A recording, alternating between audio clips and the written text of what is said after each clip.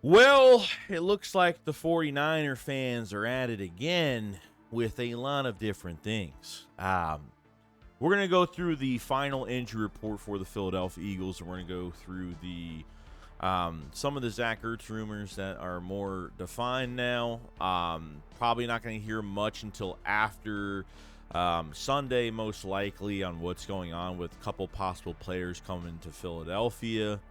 And the matchup versus the 49ers, and what is it going to take for the Eagles to win, and what the Eagles need to do to win this game for it to be successful.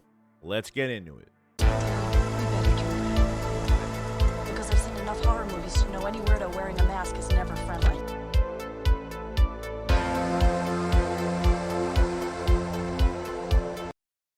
Yo, what is going on, guys? I hope everyone's having a fantastic day today. So, definitely a lot to go over regarding the Philadelphia Eagles. Yeah, I mean, we're kind of going through the Zack Herz situation right now. Take it with a grain of salt, whatever you may will.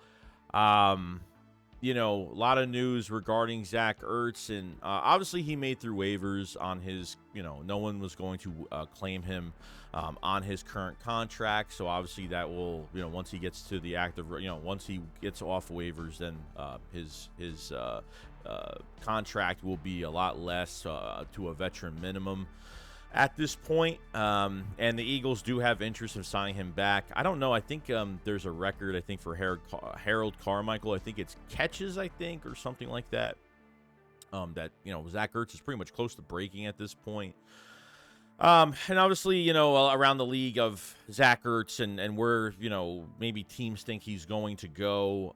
You have the Bills, apparently, KC's apparently involved, and the Baltimore Ravens. I think the Baltimore Ravens is a big one there because they don't have Mark Andrews for the season, and Ertz can literally go to Baltimore, be with a contender, and be a full-time starter.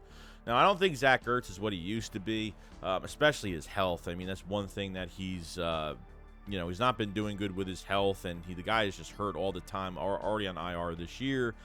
It's really up to him. I don't think it's like an absolute need. I feel like with Jack Stahl here, you could do a lot. Albert O, they really haven't given much of an opportunity for him since they really traded for him this past offseason. And Grant Calcaterra has another injury. He's going to be out for a couple weeks. Calcaterra was out 2 weeks with a concussion, and then now he has another injury. So, I mean, at this point, like, I wouldn't mind him coming to the Philadelphia Eagles. I really don't have any problem with it. Even John McMullen said that he feels as if the Eagles have a lot more going into Shaq Leonard than they do into Zack Herz, which, yeah, I think our biggest need right now is linebacker more than tight end. Tight end is the least of my worries right now, and obviously we'll get into the injury report with Dallas Goedert and stuff for this week and the weeks coming. If you want to do double tight end sets, you want to do something with Zack Ertz. Like, Ertz would be great. I mean, I would have no issue with it. But am I like, if Zack Ertz signs with another team, just like if Shaq Leonard signs with another team, whether it's the Cowboys, whatever, I'm not going to flip out over it or be mad about it. Howie Roseman did whatever he possibly could. It's up to the player at the end of the day where he wants to go. So with the Zack Ertz situation, I feel like if he joins up, then great. Brings us a veteran in the rotation, and obviously someone that's been here his whole career and knows the players and knows the coaches, and it's a great thing. You know what I mean? It's a really good thing. So have no issue with it, and we'll see how this whole thing unfolds. I'm guessing after this week, after the game on Sunday, I'm guessing we're going to hear a lot more news unless something happens, during the game or something, maybe a player does sign during the game or something, maybe Sunday night or something like that. But we'll see what happens. Now, going through the injury report for the Philadelphia Eagles, obviously the big ones here, Fletcher Cox not playing. You get Milton Williams back into the lineup, which is great. We need him against the run really bad. Fletcher Cox not playing is obviously a big loss for the game, but there's a lot of different things they could do. They can move edge rushers, into defensive tackles and move them inside. They've done it with Graham. They've done it with Reddick. They've done it with Josh Sweat.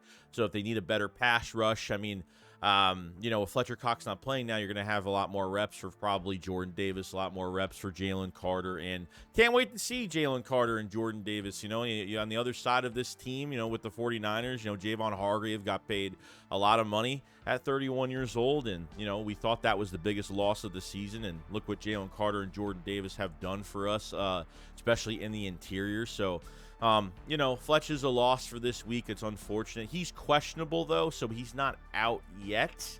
I just don't have a feeling he's playing. I mean, with the groin injury, I doubt it at this point.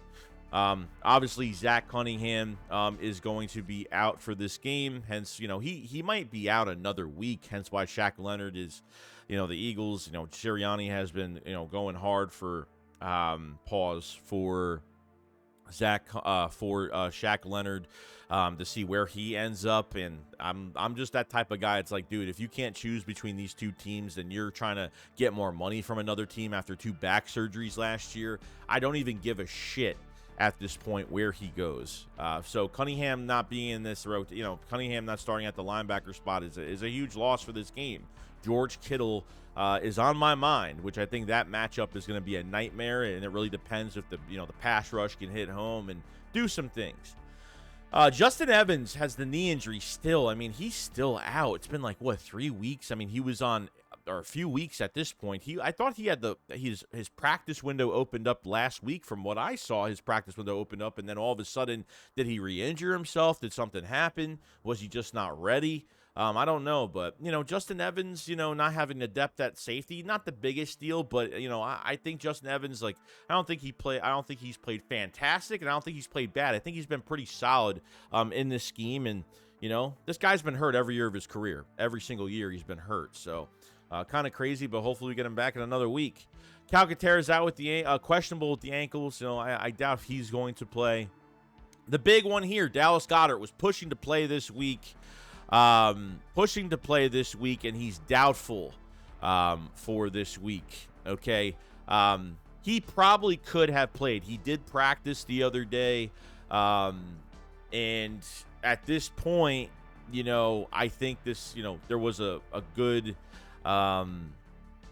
He could have been back 2 to 3 weeks instead of 4 to 6. It was originally supposed to be 4 to 6. Okay, so he'll be back by the Dallas game next week. He could have played this week. I think this is more of a conservative type thing where they just want to keep him out, make sure he's fully healed up. And the doctors have been pushing Dallas Goedert to be out just one more week after this week. So, he'll be back next week. It's unfortunate. I have I feel good about Jack Stahl. If they need to use him or whatnot, you know what I mean? And obviously you can use DeAndre Swift on. They can do different things, to kind of compensate for Dallas Goedert not playing, and getting him next week is definitely going to be big against the team that pretty much did this injury to him. So he'll have extra motivation going out there and playing.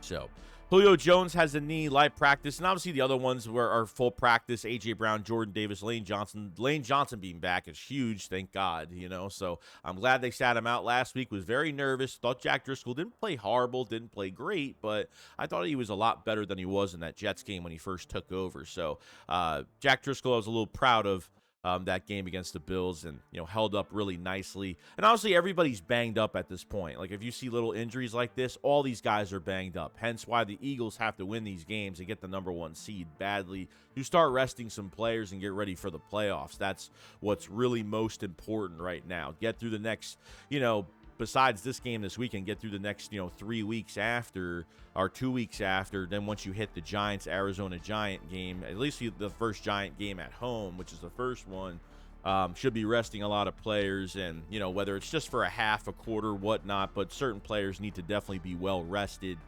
for the rest of the season once they get that first seed. So that's the number 1 seed. So that's what I'm hoping for.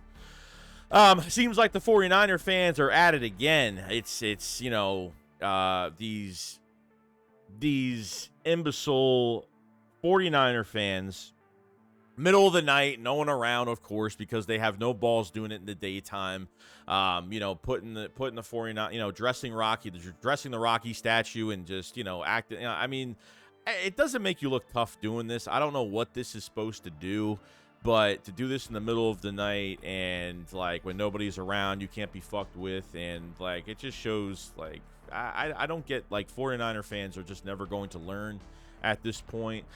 So salty from last year. It would just mean so much to me if they could just pull out this win against the 49ers on Sunday, just to shut them all up until the playoffs, because I think the Eagles could definitely meet them again when it comes to the playoffs, and we'll see what happens. But it just never ends with this fan base. It just never does. I mean, I thought this was fake. I thought this was maybe from last year, but no, it's actually it's actually real, which is kind of crazy. And lastly, what do the Eagles need to do to beat the 49ers? I mean, honestly, I think there's two players that make me fear the most of that offense for the 49ers. I think when it comes to Christian McCaffrey and George Kittle, I think those, and obviously we've been good against the run, but Christian McCaffrey, they have to contain him as much as possible. And once they take him away, obviously getting pressure on Brock Purdy. Because, like I said, I've talked about Brock Purdy being the weak link, and I think the Eagles are the best team on their schedule. The 49ers schedule is cupcake, it's weak. We're the best, besides us and the Ravens. They have the Ravens in a few weeks. I think these, between the Eagles and the Ravens, these are the two best teams that they're facing on their schedule this year.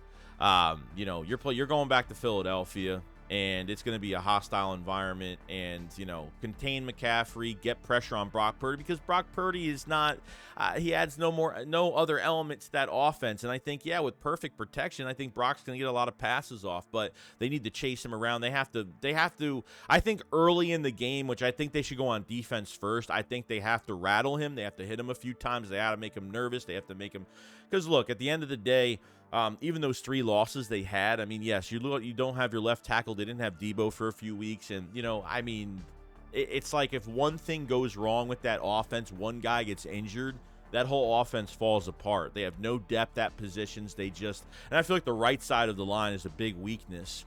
You know what I mean? So we'll see what happens. The 49ers are pretty healthy. I think Armstead, I think he's got like a foot injury on the defensive line.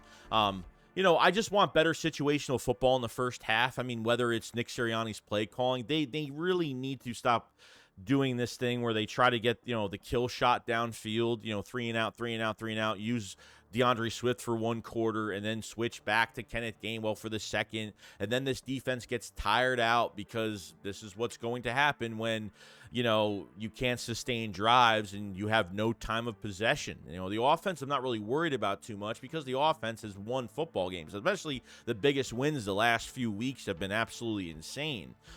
Instead of digging us our own hole and then having to climb back out in the second half, why don't you make this game a little bit more comfortable and change some things up in the first half of these games? I mean, you're only making it harder for the team. You're only making it harder for the offense in the second half. Your defense gets gassed by the second quarter, by the end of the first half, and then your defense is giving up points because they're just tired as hell, man. That's what you're putting your defense into, that position, which really sucks. Getting everybody involved, A.J. Brown, getting Devontae Smith, even, getting like Swift. I mean, the double running back sets that they do. I mean, it seems like BrianJohnson is getting more creative in the second half every single week. But if you have the shot to put this team away on a drive, whether it's off a turnover, and this is where the Eagles have failed miserably, is they can't put teams away early. They can never put teams away. When they have a shot to where they get a turnover and they score, they have a drive where they can waste a lot of time in a quarter, and they just don't do it. It's a 3 and out, it'll be a second and short, and they throw a kill shot downfield to, A.J. Brown or Devontae Smith just to do it. I don't mind them taking shots downfield, but when the game's on the line and it's really important, and obviously the Eagles have done whatever they want to do, and the Eagles have still come out with these wins, and it's just amazing how they've done it. It's just been kind of crazy at this point. I mean? I don't think San Francisco's run defense is fantastic. I think the Eagles can run on them, especially with the backs that they do have. Sprinkle in some Boston Scott. Not a big fan of Kenneth Gainwell at certain moments, but damn, I mean, no easy turnovers, dropping the ball from a handoff or something like that. These guys need to be on the same page. These guys cannot make these mistakes against this team, because this team will capitalize. I thought last week the Buffalo Bills had really good clock management. They had some really good drives going downfield. I felt like every time they had the ball going downfield, it wasted almost a whole quarter, So the Eagles got to be very, got to be very aggressive on offense, and they need to be stout, and they need to be on their shit because, this team will put points on you. But like I said, I think getting pressure on Brock Purdy will be the benefactor of this game. And if they don't get pressure on him and he has perfect protection, everything underneath is going to be wide open, and it's going to be a nightmare. I mean, I'm not really afraid of Deebo Samuel too much at all. Brandon Ayuk, obviously, and George Kittle are like the two guys that, obviously Christian McCaffrey in the passing game, not only the passing game, but the run game as well, which we should be doing fine against the run, should be interesting enough. So, I mean, I think that's what the Eagles have to do going into this game, and clock management and just being smart with the football on certain downs. It's situational football, clock management, certain plays. Stop with the bubble screen. Stop with the unnecessary shit that that's not going to work. Stop using Julio Jones on those stupid plays. Like, it just doesn't work. Are they going to use more Quez Watkins this week? These wide receiver threes are coming up big. Zacchaeus came up big last week. It's just insane. So you never know what could happen down the road.